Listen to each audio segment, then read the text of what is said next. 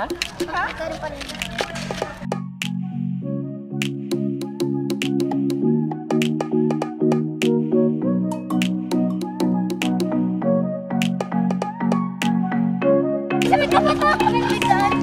Yan, baba na.